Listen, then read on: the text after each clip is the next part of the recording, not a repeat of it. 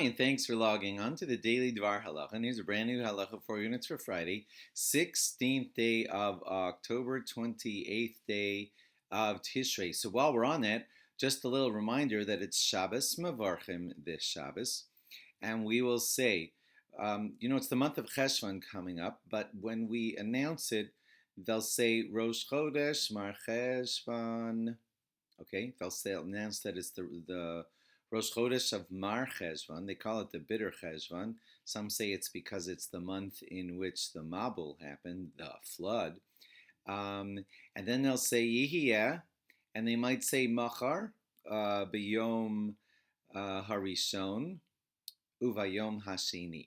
That's what they're going to announce. Rosh Chodesh Mar Cheshvan, Yihiyah, Machar b'yom harishon uv'yom hasheni, or some wording similar to that, because it is the month of Cheshvan. We call it the bitter Cheshvan, and it's on Sunday and on Monday.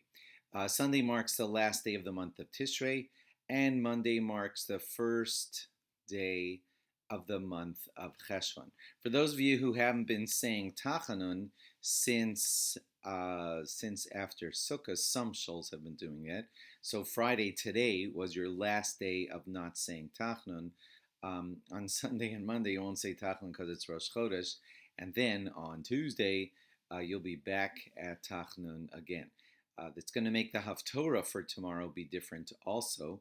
On Shabbos we will say the Haftorah of Machar Chodesh, the special Haftorah that we read whenever Rosh Chodesh is right after Shabbos. Okay, but I also wanted to give you a brand new law, and that is, I don't know how it's going in your cities, but in Baltimore, some of the shuls are back to having their minyanim in tents outside of the shul because there's a small uptick in the coronavirus. And some of the mornings when the men put on their tefillin, it's kind of cold outside. And when it's cold outside, some of the men are going to want to have some layers on them while they're putting on their tefillin, and that makes for two awkward things.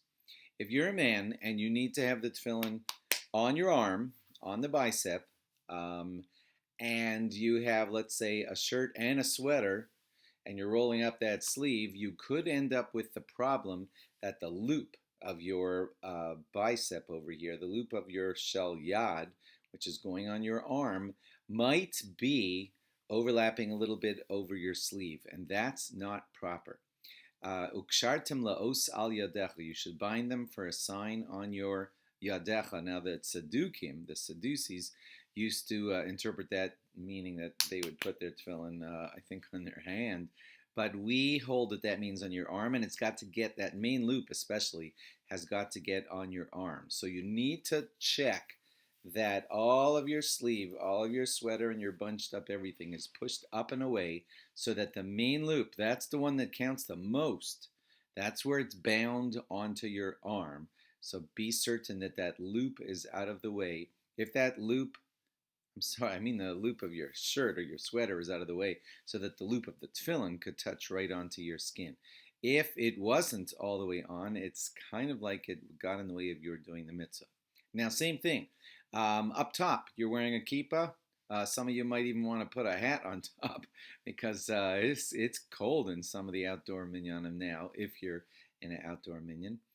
And be certain also to lift up your kippah and make certain that the loop all around, because it's also again,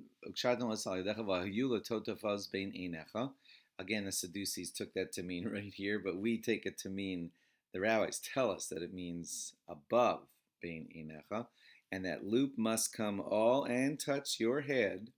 Okay, shouldn't have too much hair, just a normal amount, and then it should be on your head with none of your kippah and none of your hat or anything else that you're wearing keeping you warm.